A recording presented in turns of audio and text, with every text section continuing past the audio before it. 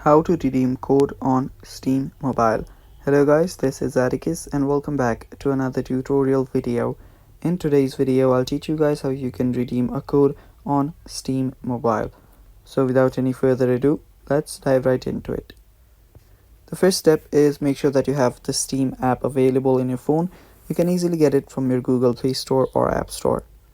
After you do have this app, you can open it up and log in into your Steam account. After you do that, you can first head over to the hamburger from right. After you're there, scroll and there you should see an option called support. Tap on support, and after you tap on support, again scroll down and head over to purchases. After you head over to purchases, scroll down again, and right there you will see different options. So we'll tap on I need a Steam gift card or wallet code.